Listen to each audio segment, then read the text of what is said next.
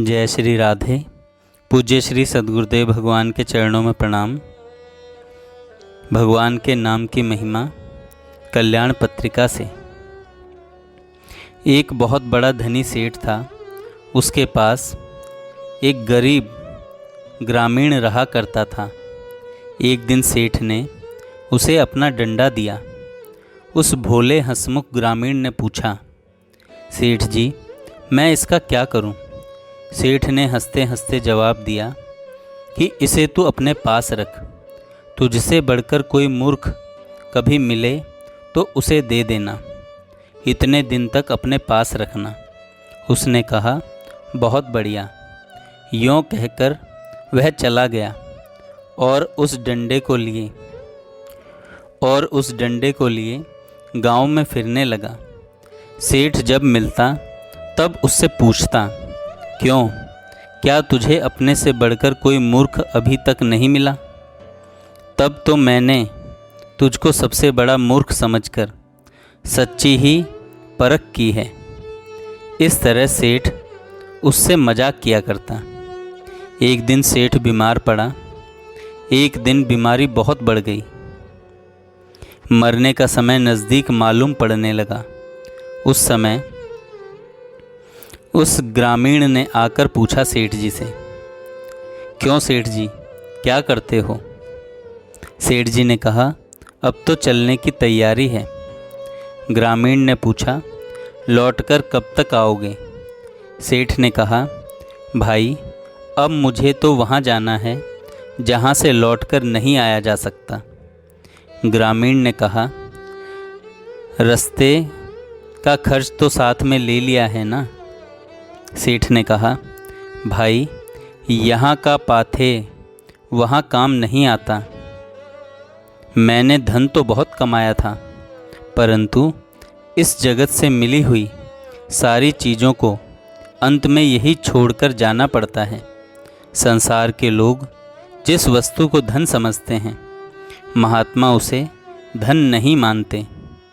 कबीर जी ने कहा है, कबीर सब जग निर्धना, धनवंता नहीं कोय।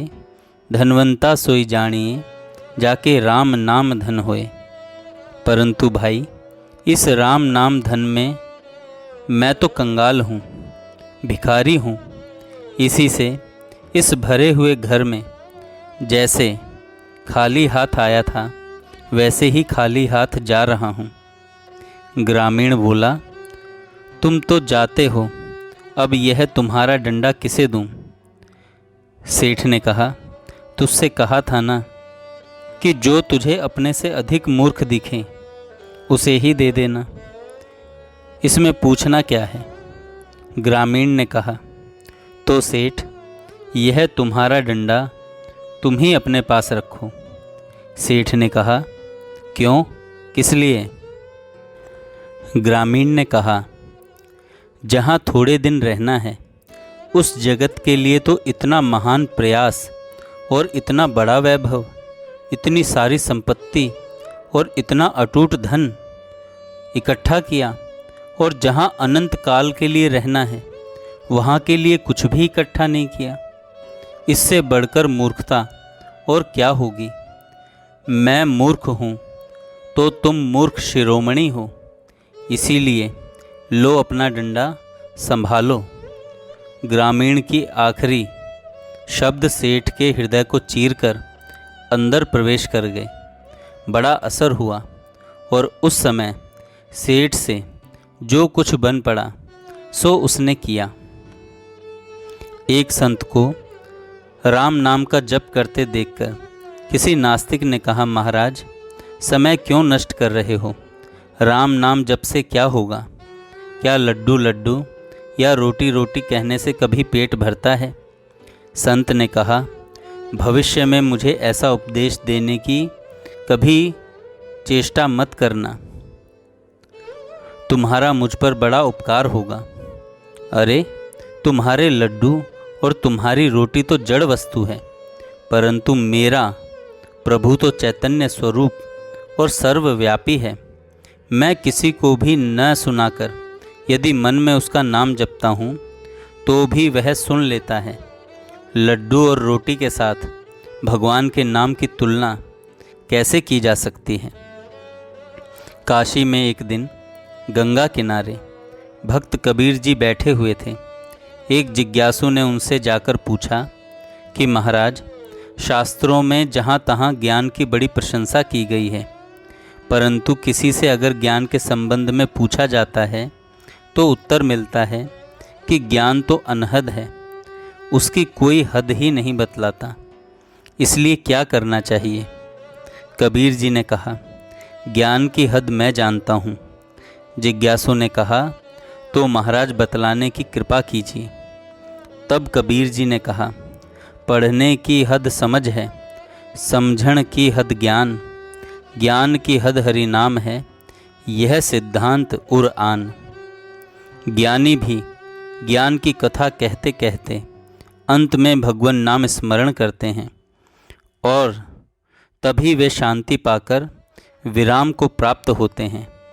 अतएव तू हरि नाम में चित्त लगा। जब बोलने की शक्ति नहीं होगी, प्राण पखेरु इस देह पिंजर में से उड़ गया होगा, तब पीछे से सभी कहेंगे राम नाम सत्य है। परंतु जब तक शरीर ठीक है, देह में आत्मा है, जीभ में 2 शब्द बोलने की ताकत है, तब तक राम नाम लेने की सीख कोई नहीं देता। इस बात को तो कोई भाग्यशाली संत ही समझाता है। जिसको धन, माल, संपत्ति, स्त्री, पुत्र, मकान, ऐश्वर्य या कीर्ति किसी की भी जरूरत नहीं थी, जो सबको छोड़कर जंगल में एकांत वृक्ष के नीचे जाकर बैठ गया था, ऐसे सर्वत्यागी तपस्वी को भी भगवान नाम की तो ज़रूरत थी। उसने सारी दुनिया को छोड़ दिया था, परंतु भगवान नाम को नहीं छोड़ा। पर जबकि तुमको धन, माल, स्त्री, पुत्र, मान, इज्जत आदि सबकी ज़रूरत है, तब उस प्रभु को कैसे भूलते हो। जो देने वाला है उसी को भूल जाओगे तो फिर वह तुम्हें कैसे संभालेगा। त्यागी सब कुछ छोड़कर भी प्रभु को रटते हैं, तुम सब कुछ रखकर भी उसे याद नहीं करते। जिसने आज तक एक पल के लिए भी तुमको नहीं भुलाया, उसे तुम भी मत भूलो। भैया मत भूलो। तुलसी हटी हटी कहत नित, चित सुन हित करिमान। लाभ राम सुमिरन बड़ो, बड़ी बिसारे हान। जय श्री राधे।